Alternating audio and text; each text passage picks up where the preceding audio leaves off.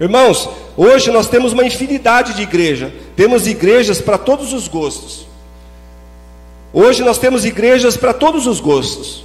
Basta a pessoa procurar, ela vai achar uma igreja que é cabível a ela, do qual ela se adapta à igreja. Irmãos, nós olhamos aqui o texto, a palavra nos revela que aquela pessoa que entrou na igreja, só que ela não estava enraizada em Cristo, que é a primeira aqui da parábola, a palavra nos diz que vindo o sol quente, queimou as suas raízes, porque ela não tinha raízes, queimou ela. E ela então ela se ofende e ela vai embora da igreja. O segundo é a pessoa que a Bíblia fala que a semente cai no meio dos espinhos. Espinhos significa os prazeres do mundo. As pessoas entram na igreja, mas também querem os prazeres do mundo. E a palavra nos revela que essa condição não é condizente com a palavra do Senhor. E essa pessoa então, ela não consegue permanecer no caminho. Nós vemos aqui as dificuldades das pessoas estarem sendo inseridas dentro do cristianismo, porque evangélico está cheio hoje, mas protestantes são poucos. Irmãos, nós vemos as pessoas abandonando a Cristo por nada. Outras pessoas entram na igreja, só que a gente vê que as pessoas não absorvem a palavra. Se você perguntar para uma pessoa, irmãos, muitas vezes, o que foi pregado aqui no culto de domingo, de ceia? Ela vai falar, não lembro, eu sei que o pastor falou, pregou algumas coisas, mas não lembro direito. Isso é a pessoa que não está inserida dentro do cristianismo, do evangelho. Ela não entrou, a palavra não entrou no coração dela. Às vezes ela está aqui, irmão, mas os seus pensamentos estão em outros demais lugares. E é perigoso porque a pessoa está dentro da igreja, mas o evangelho não entrou dentro do coração dessa pessoa. Lembra-se, irmãos, que não sou eu, não são as minhas ideologias, é a palavra que diz que somente um vai produzir frutos, que é a última qualidade aqui, né, do terreno, que vai produzir frutos, 1 a 30, 60 e a 100. Veja que mesmo os frutos da igreja, nem todo mundo produz a mesma coisa.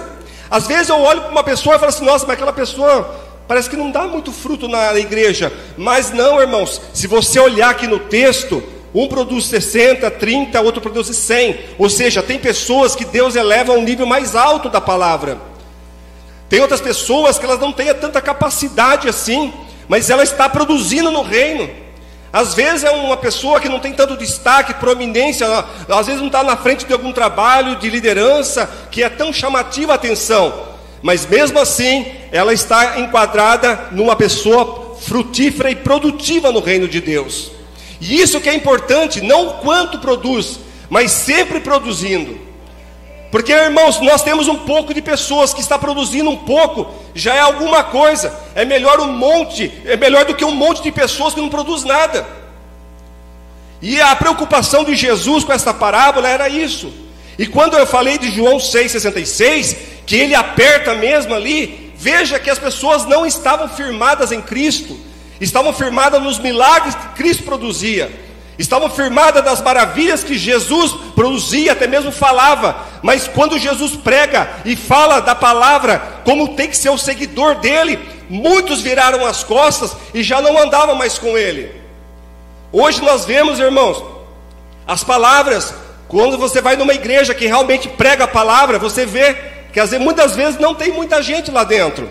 Mas quando você vai para uma igreja de porta aberta, onde anuncia tantas coisas que não é a palavra, às vezes as igrejas estão muito cheias, abarrotadas. Por quê? Porque é induzido a algo que é fictício, é algo que é uma ilusão que eles estão aplicando no coração dessas pessoas.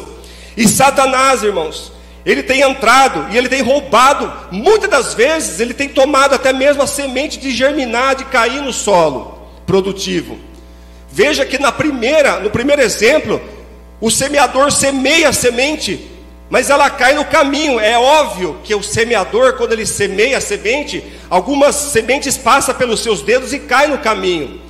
Mas veja que as aves descem do céu e roubam e comem o alimento que seria para as pessoas que viriam após o semeador. Eles não têm alimentos, estão morrendo. A humanidade, irmãos, está morrendo. Mas não é só culpa de quem não está pregando ou culpa da igreja, é a culpa muitas das vezes deles mesmos, porque eles estão recusando a salvação, estão recusando a palavra. A palavra ela é pregada por todos os meios, irmãos, mas muitas pessoas não querem ouvir a palavra. Se até os discípulos de Jesus, não os discípulos oficiais, mas os discípulos que eram secundários dele, abandonou Jesus, virou as costas, quando Jesus pregou como que devia ser para segui-lo, imagine a humanidade de hoje, imagine, irmão, essa humanidade de hoje, que está pior do que a geração de Sodoma e Gomorra, juntamente com Noé. Então, irmãos, cabe a nós pregar a palavra, cabe a nós falarmos do Evangelho, cabe a nós, numa oportunidade, falar do amor de Jesus, seja numa fila, seja em qualquer lugar que seja, irmãos. Eu estava lá no Nordeste, já comentei aqui uns dias atrás, eu pude pregar a palavra lá na praia, por incrível que pareça. Irmãos, eu fui fazer um passeio ali de jet ski ali, e tinha um rapaz que trabalhava para o dono do jet ski, e ele estava ali, e eu comecei a falar com ele, conversar com ele, enquanto o irmão Lucas ia fazer o passeio dele, eu fiquei lá, e nós ficamos conversando, e aí eu falei para ele assim: nossa, o meu sonho é um dia ter uma motinha dessa daqui, que eu achei muito gostosa de andar. Eu falei: em nome de Jesus, quem sabe um dia eu tenho. Ele falou assim: você vai ter em nome de Jesus. O rapaz falou para mim. Eu falei: você é crente? Ele falou assim: eu sou. E nós começamos a falar de Jesus ali, eu e ele, enquanto o Lucas estava passeando com o dono lá da moto aquática. E nós ficamos mais de 15 minutos falando de Jesus. É as oportunidades. E ele estava dizendo sobre Jesus também, que ele era novo convertido, rapaz. E eu pude falar com ele, e comecei a falar algumas experiências para ele. Comecei a falar da onde eu morava, das nossas experiências aqui também. E ele contava das experiências dele, ele estava caminhando agora, começando agora. E eu falei: fica firme, porque Deus tirou ele do submundo também do crime. E Deus começou a fazer uma obra ali, e o irmão ali começou a ficar muito até emotivado, emocionado, e não queria parar mais de falar de Jesus. E nós saímos, eu e o Lucas, depois indo embora na praia, ele correu atrás pegar o telefone para ficar em contato conosco. Por quê? Porque Jesus está aqui, está no Nordeste, está lá na China, está na Rússia, está lá na Europa, está no Oriente Médio. Jesus está em todos os lugares. Basta ter uma oportunidade de falar de Jesus. Então ele falou: em nome de Jesus você vai ter um dia. Eu falei: amém, se for da vontade do Senhor eu vou ter, porque eu gostei desse aparelho aí. Quando ele falou em nome de Jesus, eu já reconheci. Então, irmãos, é isso. Nós começamos a falar e eu falei: fica firme para ele. Ele falou: só eu que sou convertido, minha família tem se levantado, e é uma luta tremenda. Eu falei: fica firme, porque você não é o único, eu também estou nessa caminhada. E nós ficamos dialogando sobre Jesus. Então a oportunidade ela sobra, ela surge.